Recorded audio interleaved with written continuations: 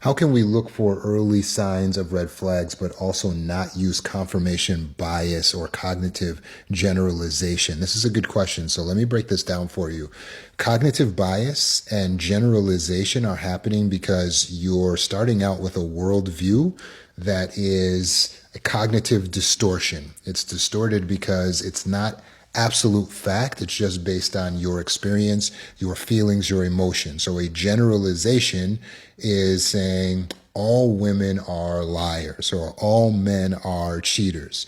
When you take a whole big group of people and you apply one particular quality, maybe based on your feelings, your experience, your trauma, but whatever the case, it's a generalization when it's not a perfect fact that has no exceptions. So I can't say all women are liars because there are some exceptions. I can't say all men are cheaters because there are some exceptions.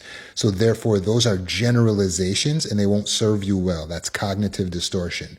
Of course, you will find confirmation bias, which means that if you believe those things, then you're going to see again and again examples of that manifesting themselves before you at all times, making you constantly believe more and more in that old, very detrimental way of thinking.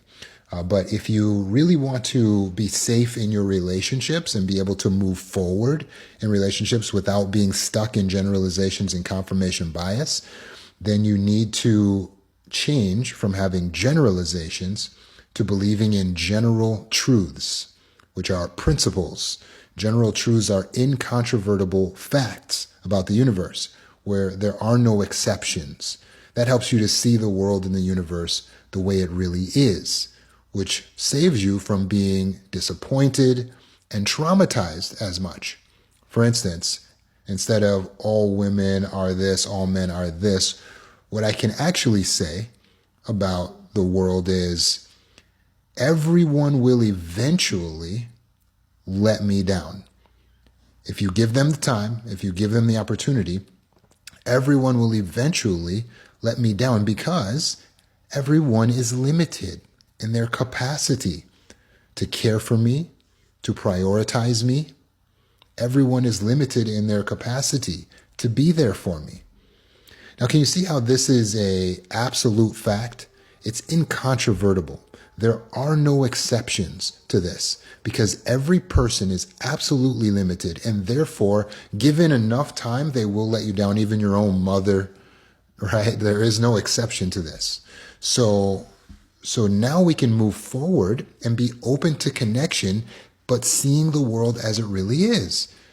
I can meet people, I can connect with people. Eventually, they may let me down in small ways or large.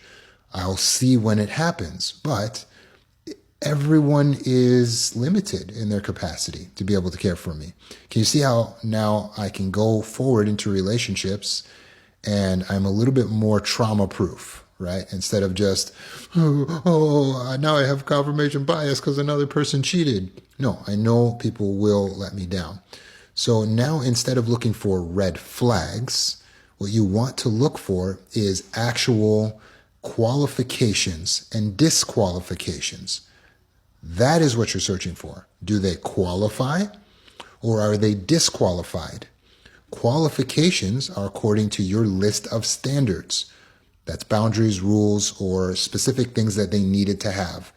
I want a woman that doesn't cheat on me. I want a woman that talks to me every night after dinner and we have conversations together. Whatever your deal breakers are, those are your standards. You should literally write them on a piece of paper. That way, when someone violates those standards, you know to break off the relationship. It's not about being a red flag. It's about them being disqualified. Does that make sense?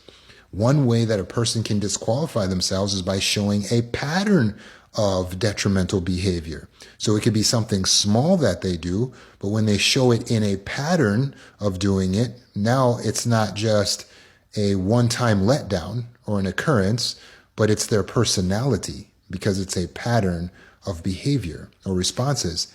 And that by that being their personality, now you know that you can eliminate them because they don't qualify.